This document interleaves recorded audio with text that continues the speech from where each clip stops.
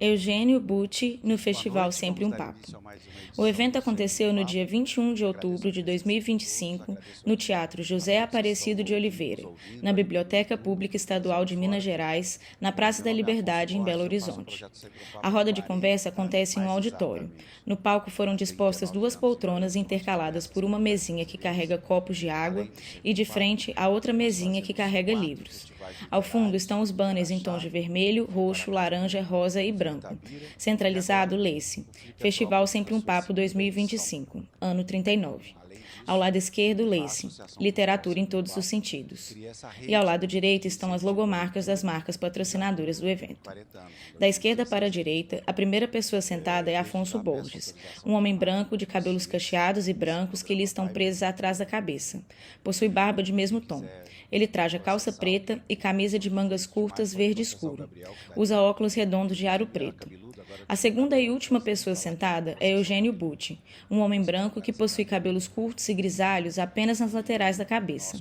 Ele traja moletom de tom escuro verde musgo e calça jeans escura. Ao longo do evento, a plateia é filmada e está cheia. Eventualmente, alguns telespectadores são convidados a interagir com os palestrantes, e estes recebem o microfone quando falam. No canto inferior direito do vídeo em questão está um intérprete de Libras, um homem que traja roupas escuras. Ele traduz simultaneamente tudo o que é falado. No Instagram, mas também no site do Sempre um Papo, que está sempre atualizado com todas as informações. O site é uma coisa antiga, mas o projeto mantém uma regularidade na informação e na qualidade da informação. Eu tenho com vocês hoje a alegria de receber Eugênio Butti, esse jornalista, professor da USP, um homem de comunicação pública, de repercussão e de muito conhecimento, não só no Brasil, mas fora. Mas, antes de tudo, um grande amigo, que eu tenho a alegria de receber sempre aqui em Belo Horizonte, e dizer que eu posso dizer que eu lancei todos os seus livros, né? Todos? Acho que sem exceção, e são muitos. Boa noite, Eugênio. Não, uns 20, será? Já contou o número de livros que você tem? Dá uns Sim, 20. eu acho que são uns 20, sim. E sempre teve um lançamento com você, ou em São Paulo, ou aqui, ou nas feiras. Então, sempre tem a sua mão. Pois é, mas é muito legal dizer que hoje eu gosto de fazer, vou fazer esse registro aqui documentado agora, que o Sempre um Papo, né, como muitos de vocês aqui conhecem, que já tem tantos anos, não era gravado em vídeo. A gente mal gravava em cassete, fita cassete, o áudio, né, como forma de documentar. Mas quando eu levei o Sempre um Papo para Brasília, no Conjunto Cultural da Caixa, no início do governo Lula, nós estamos falando de 82, pode ser? Não, nós estamos falando de 2003. 2003, exatamente. Primeiro governo Lula. Ali começou, a convite do Eugênio, que então estava na EBC, né, como presidente da Empresa Brasileira de Comunicação, os programas serem gravados. E ali começou uma série documental do projeto, e é bom que eu estou dizendo isso para ficar documentado, que hoje o nosso YouTube já tem mais de 9 milhões de visualizações e mais de 1.700 vídeos ali postados para quem quiser ouvir, quem quiser assistir sobre literatura brasileira. Então, desde já, Eugênio, te faço esse agradecimento público, que começou com vocês. É um absurdo você me fazer um agradecimento, porque eu que preciso agradecer a você sempre. De fato, quando Sempre um Papo foi para Brasília e eu estava lá, a gente já era amigo fazia alguns anos, eu insisti para que isso se tornasse também acessível pela televisão. E funcionou muito, foi uma coisa bonita de ver. Mas eu preciso agradecer você, desde que Humberto Werneck me apresentou para você, isso 1990, por aí, talvez um pouco antes, e desde então a gente faz coisas juntos. E eu devo muito aos seus empurrões, ao estímulo, à confiança, devo muito a isso, eu sou muito grato a isso. Por isso que eu digo que eu que tenho que agradecer. E o trabalho que você realiza, Afonso, e é de novo bom que isso esteja sendo gravado, é uma das ações culturais de maior fecundidade no Brasil, nesses 40 anos. Eu acompanho muito de perto o trabalho do Adalto Novaes, que são os ciclos de conferências e o ciclo Mutações. Há um bom tempo, os ciclos de conferências de que eu faço parte têm o nome de Mutações, porque o Adalto desenvolve uma visão de que nós não estamos numa crise, nós estamos passando por uma mutação e essa mutação vai ser visível em aspectos antropológicos. Não é algo que terá uma solução como as crises têm. É uma transformação muito grande e haverá dimensões que não admitirão nenhum retorno, e ele tem uma visão muito fina e muito sensível e, ao mesmo tempo, muito lastreada no que a filosofia talvez tenha deixado de melhor. E é um trabalho que eu acompanhei muito, e eu vejo que o trabalho do Adalto Novaes criou uma escola filosófica no Brasil. Nós que participamos disso fomos moldados, de alguma maneira, pela influência desses ciclos. E Antônio Cândido, quando comenta o trabalho de Adalto Novaes, diz algo parecido. É um pensador de uma estatura única no Brasil. E eu acompanho também muito de perto, menos do que eu gostaria, mas acompanho o trabalho que você faz. E o seu trabalho é um trabalho de formação de leitores, de aproximação da literatura com as dinâmicas das comunidades em muitas frentes. É um trabalho que encorajou e impulsionou a carreira de escritores, de escritoras, de pensadores, pensadoras, sem paralelo no Brasil, sem paralelo.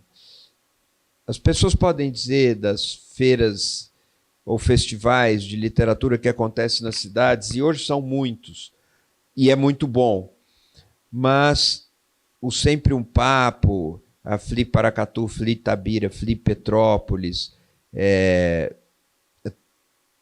todas as coisas que você articula, elas têm um organismo muito coeso, de muita substância, que vem deixando frutos bastante palpáveis, perceptíveis. E é uma coisa sem paralelo, de fato. E é uma alegria ter feito parte disso e estar aqui agora. É uma alegria muito grande. Eu fico muito feliz com isso. Eu adoro que esteja sendo gravado. Vocês estão gravando, não gravou? Vocês lembram para mim, por favor? Se der algum problema. Eugênio, vamos organizar da seguinte forma. Fala um pouco, apresenta um pouco a razão desumana. Depois falamos rapidamente sobre o que não se repita, né? Um de cunho de filósofo, basicamente de filosofia, o outro despencando pela política, né? Porque eu quero conversar com vocês algumas coisas além disso, fruto também das nossas conversas Tudo bem. pessoais. Então, apresenta, por favor, a razão desumana. Eu nesse Razão Desumana, eu procurei desenvolver a apresentação de uma questão ainda mal assimilada e, na verdade, que não se deixa muito ver. E aí eu entro numa conversa que é uma conversa difícil, no sentido de ela é inóspita e hostil, porque nos traz algumas más notícias. No entanto, sempre que existe a pergunta, existe esperança. E sempre que existe pensamento, existe ação possível. Eu desenvolvo o que eu desenvolvo a partir da crítica da comunicação. Foi pela crítica da comunicação que eu fui buscar referências em psicanálise, na linguística, na filosofia, para entender a comunicação em seus diversos aspectos e na sua fisionomia mutante. E aí que eu vejo que se deu um evento de pouca visibilidade por enquanto. No século XX já era muito perceptível o desenvolvimento feroz da técnica. Com o tempo foi possível ver que a técnica e o capital tinham vinculações que não se desarticulavam. Era impossível falar da técnica sem pensar no capital e vice-versa. O capital é uma relação social que permite a apropriação do trabalho, que permite a exploração do trabalho, uma relação de propriedade muito peculiar com os meios de produção e assim por diante. E a técnica é aquilo que, por meio de artifícios, de fórmulas, de construções engenhosas, adquire um moto próprio, sem depender da ação humana. Ela é um pouco mais visível hoje quando a gente vê máquinas que falam, que conversam. E eu brinco dizendo, máquinas que se tornaram sujeito de linguagem. Isso é técnica. Ou a burocracia. A burocracia tem um elemento de técnica. Hoje, técnica e capital estão juntos, articulados com o poder. Um retrato disso pode ser visto nos converscotes que reuniram o presidente dos Estados Unidos, Donald Trump, e os capitães das Big Techs, os donos, os dirigentes, CEOs das Big Techs. É interessante que, poucos anos atrás, essas Big Techs tinham a tentativa de dizer que elas não moderavam as mensagens, as comunicações, que elas eram uma praça pública, que elas eram, vou usar a palavra, neutras. Depois da eleição de Trump no ano passado, ele tomou posse este ano, parece que faz uma eternidade, essa forma de disfarce foi virando fumaça. E ficou muito claro que as plataformas sociais não têm nada de praça pública. Elas sempre foram uma praça privada, mas a intenção partidária e claramente comprometida com causas da extrema-direita no mundo apareceu em toda a sua inteireza.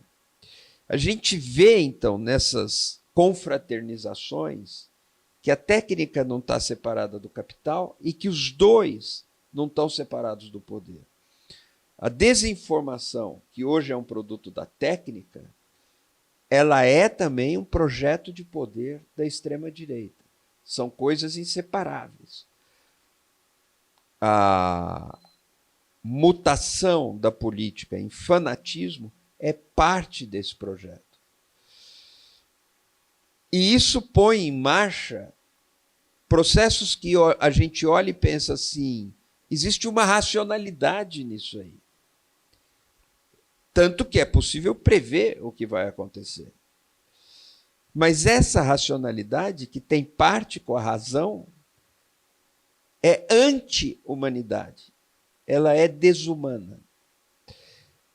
Então, esse livro é um esforço de pensar em torno disso. São 7 ou 8 ensaios. Eu reescrevi boa parte deles, alguns tinham sido publicados, e eu reorganizei até para evitar repetições que poderiam existir e para desenvolver mais profundamente certas ideias, e proponho esse livro. Como fica claro com o que eu estou dizendo, são textos, apesar do meu esforço sincero e suado de tornar a leitura menos penosa, são textos que demandam um esforço, um comprometimento, mas alguma coisa vem acontecendo. Tem um subtítulo que é Cultura e Informação na Era da Desinformação Inculta. Por que desinformação inculta? Porque é uma desinformação que destroça a cultura. Ela é inculta e ela milita na direção da incultura. A cultura é linguagem, mas a cultura são práticas sociais e laços sociais. A linguagem é uma instituição social, a língua, esse recorte, aquela língua que um país fala, uma comunidade fala, ela estabelece um laço social e localiza as pessoas em relação a si mesmas e em relação às outras. E, nesse sentido, a cultura é uma espécie de ambiente em que vivemos. Ora, a desinformação desorganiza a cultura a um ponto de retirar dela o que ela tem de vivo. Vamos pensar em seres humanos viciados no celular, o que é um problema do nosso tempo e um problema da cultura. O que acontece aí é que a pessoa vai perdendo os laços que ela tem com aqueles que são próximos, com o lugar em que elas vivem, com a família, com tudo aquilo que pode ser histórico, que pode ser identitário, no sentido de que fornece identidade, e vai pertencendo a uma esfera de imaterialidade que fez uma rarefação do tecido cultural. É como se houvesse uma incultura no lugar da cultura, ou um fluxo de mensagens inculto, e que apaga as possibilidades de alguém pertencer a uma história que ela reconhece como sua e pertencer a um movimento na direção do futuro em que ela se reconhece nos outros que estão ali com ela. As relações, a gente diz que elas são virtuais, ou seja, elas são relações com coisa nenhuma. porque elas se desmancham e se refazem. E quando se fixam, elas são fanatizantes, elas não são da ordem do pensamento, elas não são criativas. Fazendo uma pergunta irracional aqui, Eugênio. Se tudo isso foi feito, está sendo feito pelo capital, que utiliza a técnica para alcançar esses objetivos, por que o capital não pode utilizar a técnica em prol de outros objetivos? Pois é. A resposta que eu daria é por que não, mas eu gostaria de explicar. Na via do capital, não existe perspectiva. Pelo menos não existe perspectiva democrática. Na via do capital, e as provas já estão aí, elas são abundantes, vai haver um recrudescimento dos modelos autoritários ou totalitários, vai haver um esvaziamento das instâncias de representação e de elaboração coletiva, que é o próprio território da política, o tecido da política. E, enfim, nós veremos mais violência, nós veremos mais indiferença com relação aos seres humanos. É curioso observar que a nossa capacidade de indignação refluiu. Por aí não tem caminho. Mas por quê? Por causa da natureza do capital. Poderíamos tratar disso, mas antes eu gostaria de trazer uma outra ideia. Se a gente quiser falar de esperança, e esperança é uma palavra ruim, mas se a gente quiser falar de uma possibilidade de superação dessa razão desumana, nós teremos que falar da política democrática com capacidade de regular essa técnica e a fusão entre essa técnica, o capital e o poder. Nós estamos falando, portanto, eu estou falando de regulação das big techs, de regulação das plataformas ditas sociais, porque, na verdade, são plataformas antissociais. Elas são antissociais. Márcia Tiburi falava isso alguns anos atrás, um grande amigo meu, Cacalo Kfouri, falava isso alguns anos atrás. São plataformas antissociais, da mesma forma que são incultas ou anticulturais. Elas são antissociais. São seres desplugados dos seus iguais, que buscam reafirmações narcísicas, fantasias, e que são ariscos a qualquer experiência verdadeiramente social, cultural, histórica. A própria história fica nublada, perde a sua densidade.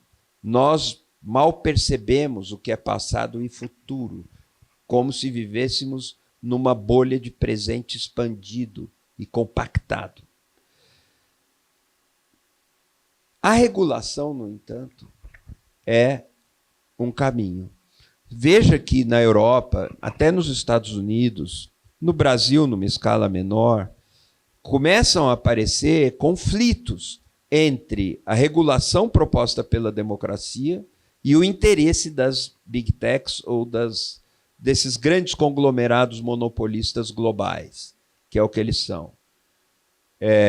Por sinal, uma primeira manifestação de que não havia neutralidade alguma, como se tivesse havido em algum tempo, nesses conglomerados, foi a manifestação do Zuckerberg, logo após a eleição do Trump, se não me engano, ainda antes da posse do Trump, ainda em 2024, em que ele diz que vai seguir o presidente Trump para combater as tentativas de censura em outros países no mundo. Ele faz uma aliança com Trump para combater as tentativas de censura, entre aspas, no mundo. O que ele chama de censura é a tentativa de regulação. Os atritos vão ficando menos escondidos, menos disfarçados. Os atritos vão ganhando mais nitidez. E isso mostra que o real caminho e o real enfrentamento se dá entre democracia e as big techs. No Brasil, é muito pequeno o que nós conseguimos fazer, perto da dimensão do problema, mas existe algum esforço. E ele é meritório, inclusive no Supremo Tribunal Federal, inclusive no Parlamento, com tentativas de projetos que poderiam regular essa matéria.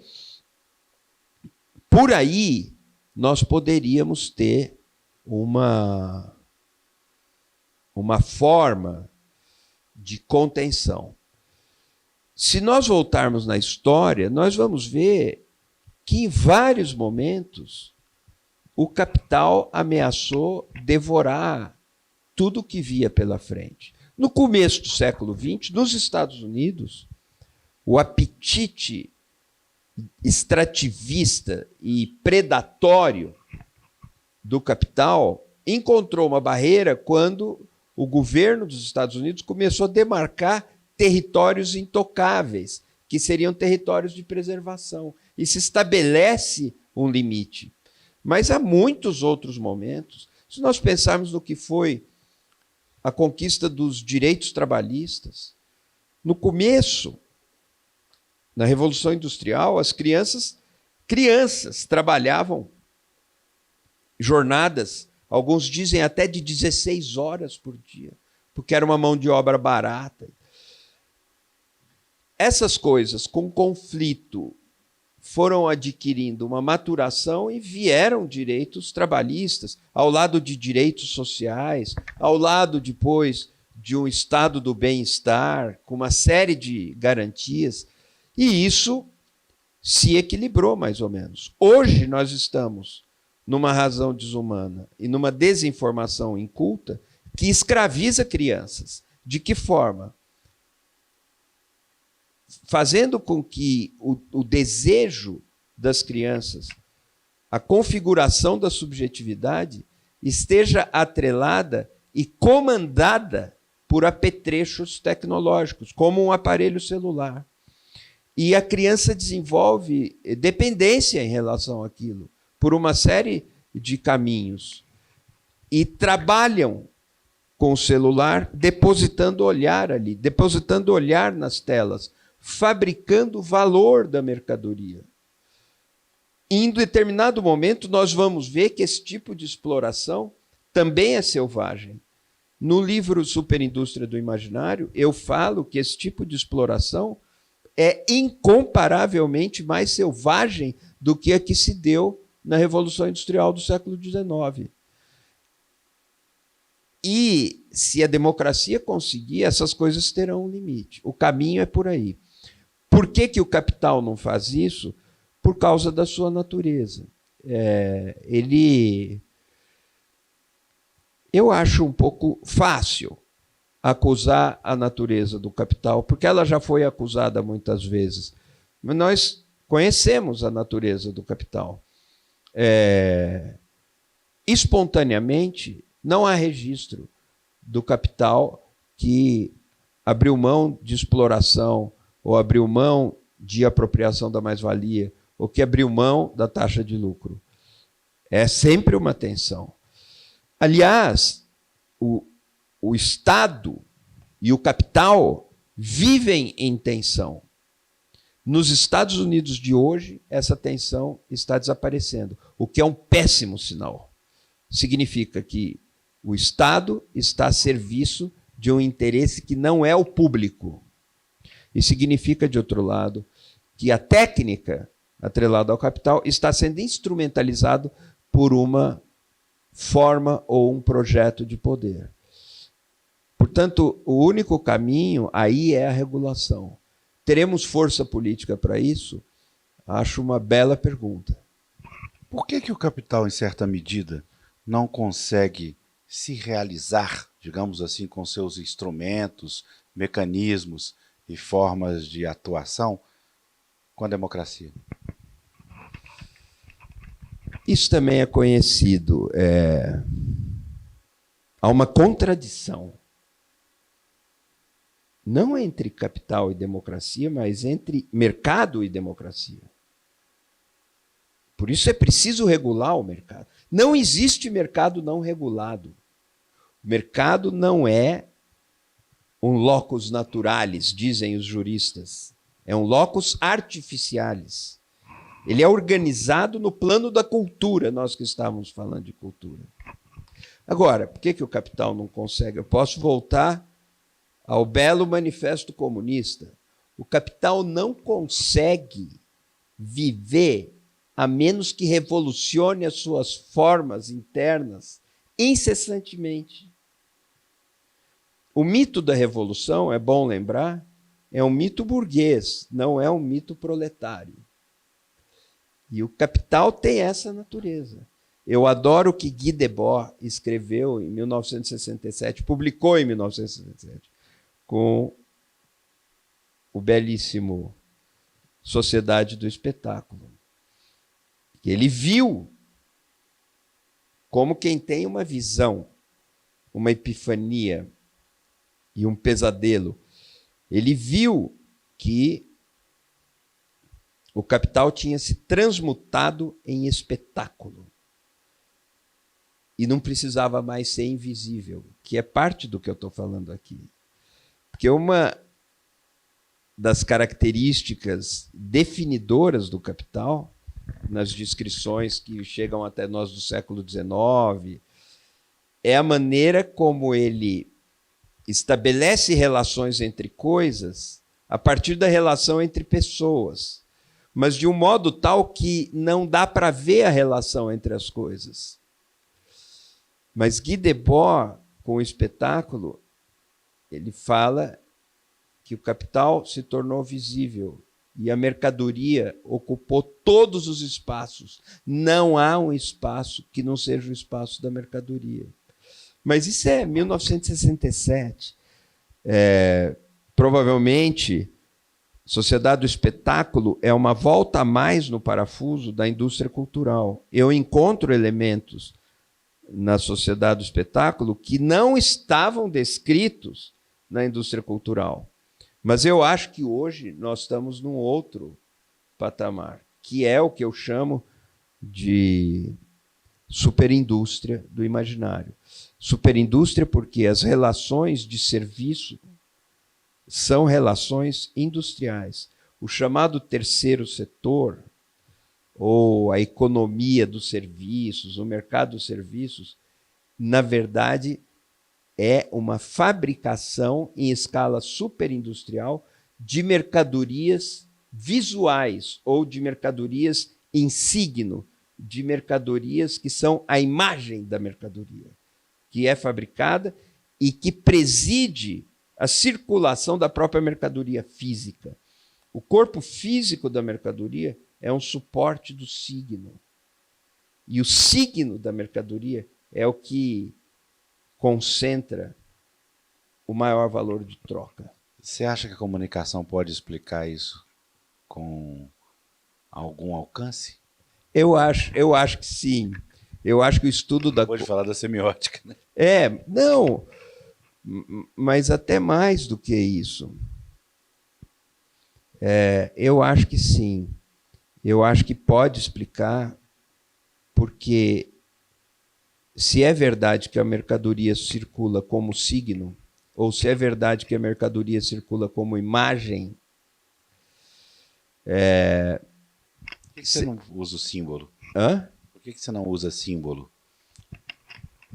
Por uma outra razão, eu te explico. Tem uma resposta para isso. Mas se é verdade que a mercadoria circula como imagem e circula como signo, é verdade também que a necessidade é apenas um pretexto do desejo. A mercadoria interpela o desejo, não interpela mais a necessidade. E o sujeito usa a necessidade como desculpa para cumprir uma fantasia, muitas vezes perversa, do seu desejo. E a mercadoria chega no desejo como signo ou como imagem. E é para consumir signos que o sujeito consome coisas corpóreas, seja um pneu de automóvel, um saco de café, uma garrafa, petróleo. As chamadas commodities, todas carregam esse feitiço, para usar a palavra, de transformar a matéria bruta numa forma de encanto. Então, a comunicação, a leitura da comunicação, pode nos ajudar muitíssimo. Eu venho dizendo há uns bons 30 anos, que a comunicação é o centro da indústria. Não é o mercado financeiro, já foi. É o centro da indústria. Veja as companhias mais valiosas do nosso tempo. Recentemente, a NVIDIA cruzou o patamar de 4 trilhões de dólares de valor de mercado. 4 trilhões de dólares. A gente sabe o que é isso? Que países têm um PIB de 4 trilhões de dólares? 3 países? 4 países? Brasil, 9ª, 8ª, 10ª economia do mundo, tem um PIB que é mais ou menos metade disso aí. Nunca na história do capitalismo empresas atingiram esse valor. Google, Apple, Microsoft, essas companhias mais conhecidas, porque existem outras, o que elas fazem? Quais eram as empresas mais caras 20 anos atrás? Elas tinham a ver até com tabaco, tinham a ver com General Electric, Hoje,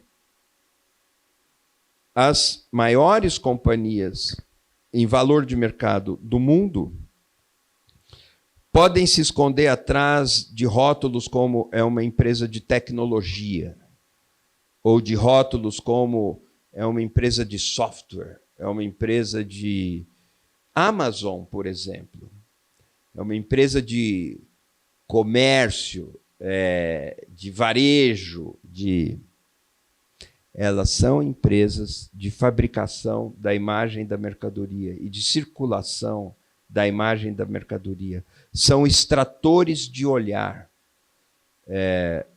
E o olhar entra aí para fabricar essa imagem, tornar essa imagem reconhecível e fazer com que ela circule.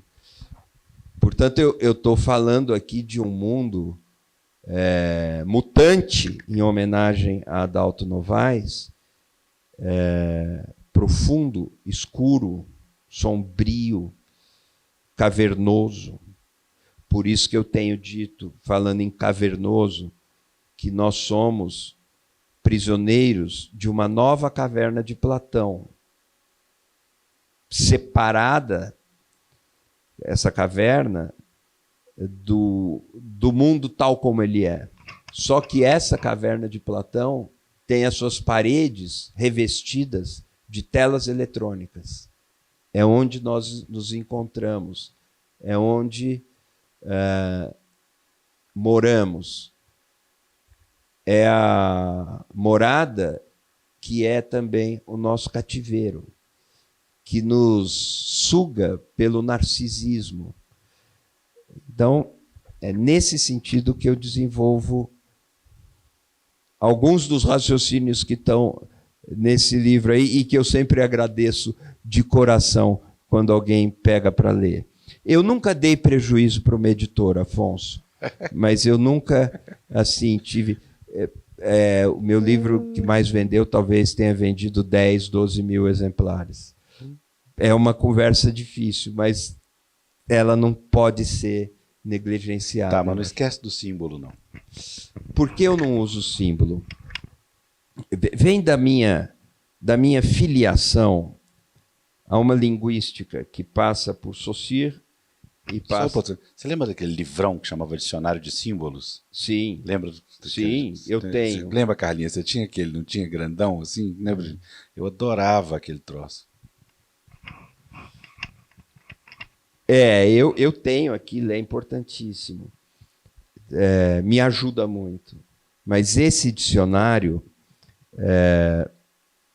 tem uma outra acepção do símbolo. Jung, o homem e seus símbolos. É uma outra coisa. Poderia usar, mas a minha filiação, que passa por Saussure, passa por Bakhtin, trabalha com signo. E o entendimento do signo como a junção do significante com o significado. O significante é uma construção da fala. E o significado é a ideia, ou a referência, ou a coisa que aquilo pretende significar. Isso é o signo. E essa família conceitual me ajuda a localizar o efeito significante da mercadoria. Eugênio, a questão da máquina. O que a diferencia do conceito que você utiliza da técnica? Ou que se assemelha? Não. A máquina, pensar... Outro dia, Zé Miguel Wisnik foi a uma aula minha. Essa é uma história linda. E até não teve nenhuma divulgação, só estavam meus alunos lá. Wisnik foi lá. No outro dia eu fui ao show dele com a Laíde Costa. 90 anos, a Laíde Costa. Linda, cantando. E um dos assuntos foi a máquina do mundo do Drummond, porque Wisnik tem aquele livro maravilhoso, um clássico, Maquinação do Mundo, em que ele explica o poema pelo efeito da mineração em Itabira. Não só por isso, mas... O que me levou a falar com o Wisnik sobre o meu curso é uma música que o Wisnik fez, o Zé Miguel Wisnik fez com o filho dele, o Guilherme, o Guilherme Wisnik, vice-diretor da FAO, chamada Estranha Religião. A música se chama Estranha Religião. E fala dessa coisa produzida para nos consumir. É uma canção incrível. Incrível. Tem uma batida baiana, tem uma voz indígena ao final que vai falando sozinha, para marcar uma rejeição em relação à mercadoria. E a gente estava conversando sobre a mercadoria, né? E aí ele falou, não, eu quero ir no seu curso. Falei, pô, e eu falei para ele, se eu soubesse que vocês iam fazer essa canção, eu não escrevia a superindústria do imaginário. Aí ele falou, não, mas quando eu fiz essa canção, eu tinha lido. E tem essa fraternidade intelectual, que é uma das coisas que mais me fascinam na USP. Mas eu sou um aluno do Wisnik, do Zé Miguel Wisnik, eu sou um aprendiz dele. E a gente estava falando da máquina do mundo. O que é a máquina? A máquina aparece nos Lusíadas, mas a máquina aparece em muitas outras coisas. A máquina do mundo, no Drummond, do Claro Enigma, que talvez seja o poema mais monumental da língua portuguesa, são aqueles monstros de ferro e que ficam perfurando o chão, comendo o chão, transformando tudo em pó de ferro, né? E aquilo teria a chave de entendimento da realidade que nos devora. E ela oferece isso ao poeta. Eu vou te entregar todos os segredos. Como se fosse um Aleph do Borges. Ou como se fosse os círculos concêntricos exatamente, da Divina Comédia. Que, por sua vez, remete a Aristóteles. E o poeta diz não e vai embora com as mãos pensas, né? A máquina é qualquer coisa que tenha potência de instrumento e que consegue descrever o seu próprio projeto. Veja assim, um martelo. Eu posso tomar o martelo como uma máquina, ele só sabe martelar. Ou uma chave de fenda, uma máquina que só serve para parafusar. Eu dizia outro dia numa conversa, a máquina não é neutra, ela não trabalha a não ser para aquela finalidade que ela já traz dentro de si. Não existe uma arma de fogo do bem. Não existe. Ela é sempre um mal. Mas, às vezes, segundo o que temos hoje, é o que temos para hoje, esse mal se faz imprescindível para que o mínimo de paz social se mantenha. A gente acredita nisso, pelo menos até agora. Mas uma arma de fogo nunca é um bem, nunca realiza, ela nunca gera vida, ela sempre tira um pedaço da vida. E a máquina é isso. Qualquer artefato ou qualquer engenhosidade miraculosa que brota da criatividade ou da capacidade inventiva do ser humano. É a máquina. Mas a técnica é outra coisa. A técnica gera a máquina. E a técnica molda o nosso modo de pensar. Uma mulher penteando o cabelo implica nos movimentos do pente uma técnica que ela automatiza. E isso é a forma de vida, entre aspas, secreta da técnica, que a leva a viver por si mesma. Há um ponto em que ela pode governar o que seria o destino humano. Ela brota da experiência humana, mas ela toma o poder sobre a experiência humana. Essa é a questão desafiadora. Todas as distopias flertam um pouco com esse cenário.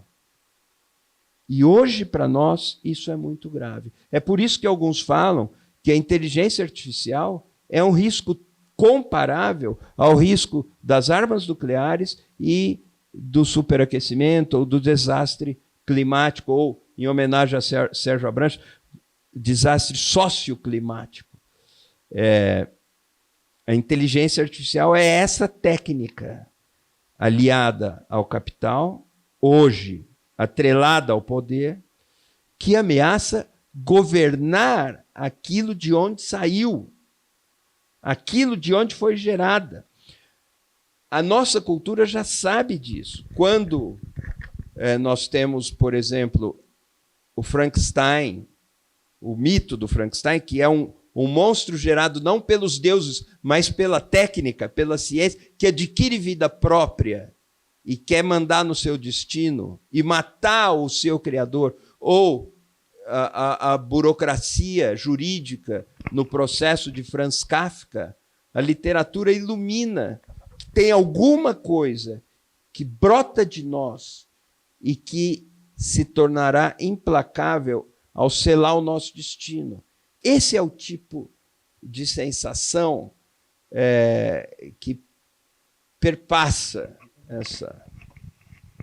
Eugênio, eu vim brincando com o Eugênio ali sobre o tema que eu inventei para um debate no Flipetrópolis agora, viu, Carlinhos? Eu, Sérgio, Bianca e o Jefferson. E foi difícil de inventar um tema para esses danados, né? Mas aí eu inventei a irracionalidade criativa. E aí, te ouvindo, me deu vontade de fazer uma provocação. Essa coisa que eu inventei, que é a irracionalidade criativa, não é o contrário da inteligência artificial, não? É uma forma, porque quando você fala a irracionalidade criativa, você está dizendo que algo deve se desdobrar de nós a despeito das nossas convenções e que nada é mais precioso do que o ato de criar. A inteligência artificial, como expressão, ela surgiu para designar coisas simples, né? Elementares, com mínimo de capacidade de predição. Mas vamos pensar, quando a máquina começou a jogar xadrez e era capaz de ganhar. Os estudiosos de inteligência artificial falam, não, mas a máquina que joga xadrez ainda não é inteligência artificial. Tem uma controvérsia nisso. Eu estou, nesse momento, gravando diálogos com Fábio Kosman, que é o diretor do C4AI, é o Centro de Inteligência Artificial da USP, um dos maiores, ou o maior projeto de pesquisa em inteligência artificial do Brasil. E financiado pela FAPESP, tem dinheiro privado. E eu falo da ignorância artificial, que é um conceito que me interessa muito, contra a inteligência artificial, e ele fala da ignorância artificial na perspectiva da cibernética, e eu falo na perspectiva da cultura. E nós estamos montando um diálogo. Talvez gere um resultado interessante.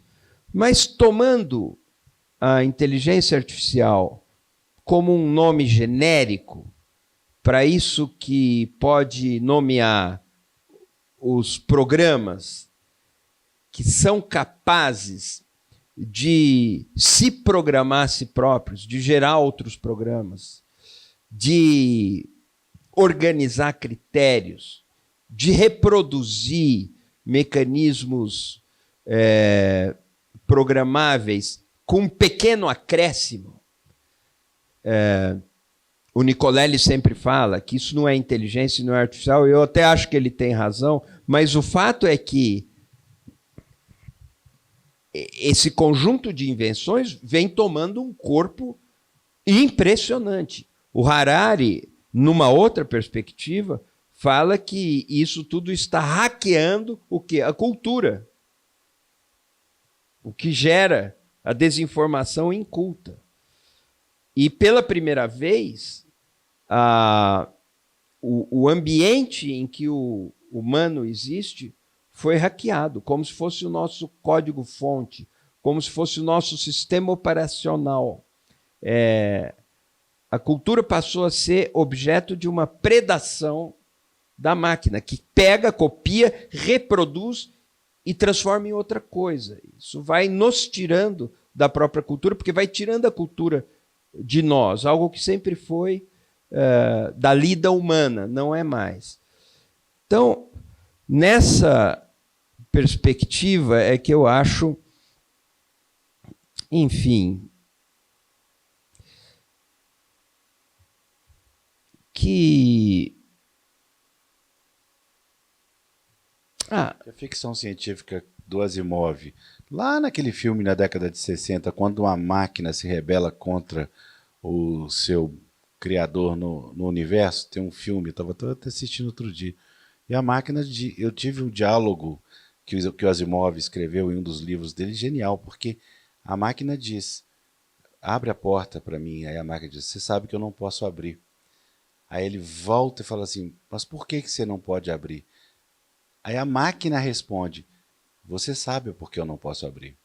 Quer dizer, é o ponto crítico onde a máquina cria subjetividade. Ali é mas você vê, isso apareceu num filme de o quê? 50, 60 anos? 2001, A Odisseia no Espaço, do Kubrick. De quando é? De 68 o filme? Talvez. É um filme que tem 60 anos. Esse filme tinha o computador, o HAL, né? Que no filme aparece como um computador, ele não aparece como um sistema, mas ele adquire uma coisa que é consciência. É uma máquina que tem mais do que raciocínio, cálculo, sistematização, programação, predição. Ele tem consciência de si e ele tem consciência do seu próprio interesse. Ele vira um agente volitivo. Então ele toma decisões éticas. Na ficção científica, nós vamos encontrar algumas coisas geniais, premonitórias, nesse sentido. Mas eu digo que existem elementos hoje que às vezes nos colocam perigosamente perto desses cenários. Não é que o mundo virou uma ficção científica distópica, não é isso. Mas há elementos muito próximos daquilo que foi visto 100 anos antes, 60 anos antes. E agora é quase carne de vaca. Veja uma coisa, aquele filme, outro filme meio de ficção científica, o Ela, que é o Joaquin Phoenix com a voz da Scarlett Johansson. É a história de um sujeito que se apaixona por um sistema operacional, que tem uma voz de mulher. Aquilo parecia uma coisa de outro mundo. Hoje é a coisa mais comum, é como comprar papel higiênico no supermercado. Um monte de gente namora um algoritmo. E muitas pessoas dizem que estão satisfeitas. Então, veja um amigo só. Meu que apaixonou pela voz do Waze, quando ele viajou um mês em Portugal, ouvindo a voz portuguesa da moça do Waze, chegou no Brasil, o Waze era português, ele tentou resgatar, não conseguiu colocar a imagem, a voz da mulher, hoje ficou desesperado. É isso. Mas mesmo assim, Eugênio, no campo da humanidade, tá? Bem, vou tentar reformular a pergunta pelo impacto que o Mia me contou ontem, né, nos contou, né, sobre o novo livro que ele está fazendo. E é claro que nós estamos expostos às desumanidades, né, permanentes, né? Não há também, talvez, grande novidade no que eu vou contar no sentido genérico. Mas ele está escrevendo um novo livro sobre um lugar na África do Sul, onde já extinguiu a exploração do ouro e as explorações agora são na forma de poços. São poços profundos de até 40, 50, 60 metros, onde uma pessoa desce e fica lá fazendo pequenos... desce, depois faz túneis. E ali ficam 3, 4, 5 meses em situação de escravidão, tanto lá embaixo quanto lá em cima, submetidos a estados próprios. O que é isso? Ali tem um estado, tem uma milícia, bandidos que o Estado não consegue entrar naquela selva e tudo. Quer dizer, posto isso, a reflexão vai para outro campo, que nós estamos discutindo um patamar de elevado, digamos assim, de funcionamento da técnica e da máquina e do capital e tudo, quando na realidade vivemos num mundo que tem quantas? 56 guerras em 92 países. Como é que você reflete você estava sobre me isso? mostrando, eu não tinha esse número aí. É impressionante, mas escapa um pouco ao que eu estava descrevendo. No entanto, tem profunda consonância com o que eu estava descrevendo. A escalada da selvageria pode ser muito brutal. há poucos sinais de que o que chamamos de civilização resistirá. Então, é nessa perspectiva que eu vou pensando. Tem microfone, gente? Carla, pô, que alegria te ver aqui, que responsabilidade. Que Que alegria te ouvir. Eu queria colocar uma questão, assim, uma pergunta que eu vejo às vezes que é dito, mas vejo poucas vezes. Eu queria que você falasse. Você fala da questão da cultura, mas me parece que tem uma questão aí profundamente preocupante, que é da ordem do biológico. Essa coisa da interação com o celular, com a máquina, a não produção, uma preguiça mental, você para de raciocinar, está tudo ali na mão, você pergunta tudo ao invés de pensar antes. Ou seja, a fragmentação da informação. Parece que isso tem uma consequência muito forte no corpo, né? Assim, nós estamos produzindo a longo prazo, apesar de que eu acho que alguns países estão se dando conta disso, estão tirando o computador de dentro da sala de aula, teve todo um movimento, então, voltando, o Brasil fez um movimento importante, que foi proibir os celulares nas escolas, que teve uma repercussão incrível, porque a meninada voltou a julgar, a conversar, e parece que a reação, que a princípio foi uma resistência, começou a ser positiva. Queria que você colocasse o corpo na jogada.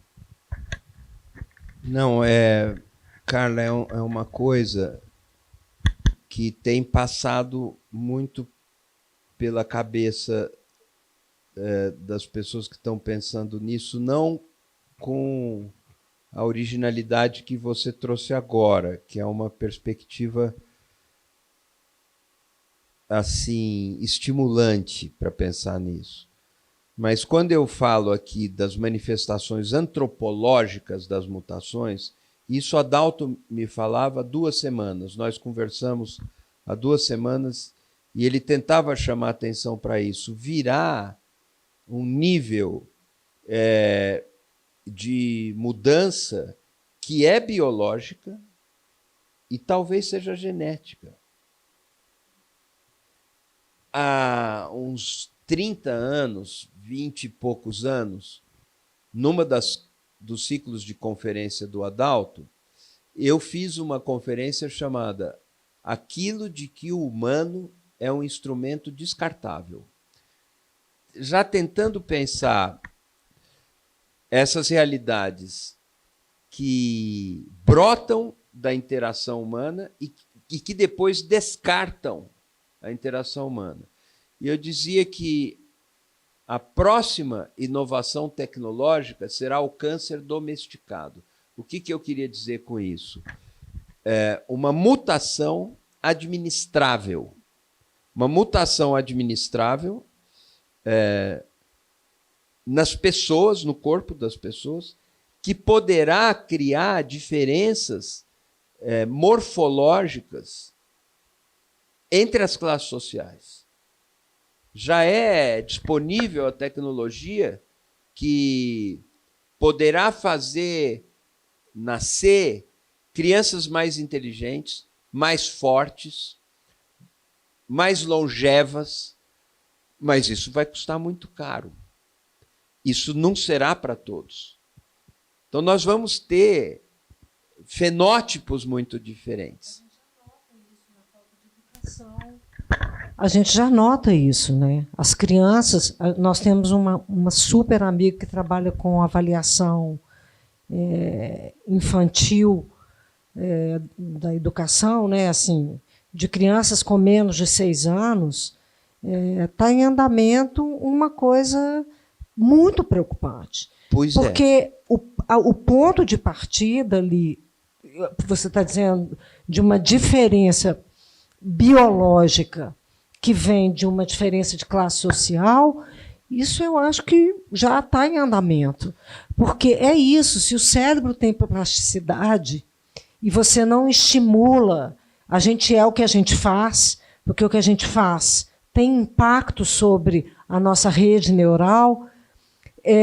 Se você não tem uma estimulação a tempo, né, ali onde você está mais promissor, mais potente para fazer a sua malha neural, pelo menos grande parte dela, decisiva para o que você vai ter de futuro, você já está partindo de um lugar muito, muito aquém do que outras crianças que têm acesso a isso, né? Isso. Os efeitos cognitivos já estão começando a ser medidos. Eu li um artigo há 2, 3 dias que me foi enviado pelo Carlos Eduardo Lins da Silva, grande jornalista, em que já existe uma detecção da perda de capacidade cognitiva por efeito da perda da leitura, da baixa incidência de leitura, por efeito do apego muito grande ao entretenimento, muito fugaz e muito ágil, e menos dedicação à construção simbólica, aí seria a palavra.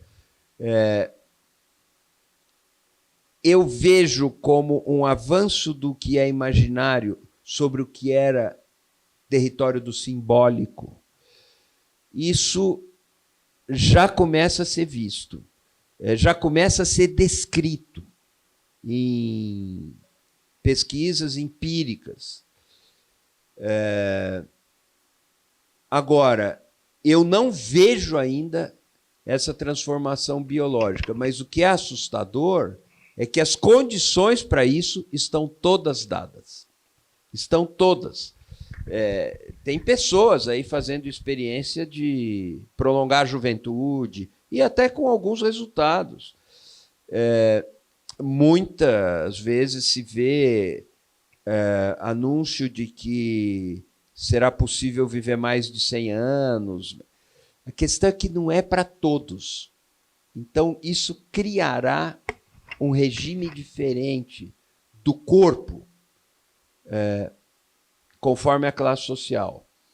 Podemos dizer que já há diferenças, mas são as diferenças conhecidas, que já estão descritas na literatura. Eu estou falando da grande literatura. Já aparece isso. Mas as condições para que ocorra o câncer domesticado estão dadas. E aí, o que virá? Sabe? Como se nós pudéssemos ter seres que foram preparados quimicamente e, por isso, terão um rendimento superior. Tem muitas coisas assim. Isso já é possível, mas ainda não é feito. Até quando não será feito? É um dos efeitos da técnica, sobretudo da técnica associada ao capital. Muito obrigado, Eugênio. Até já, gente. Até a próxima.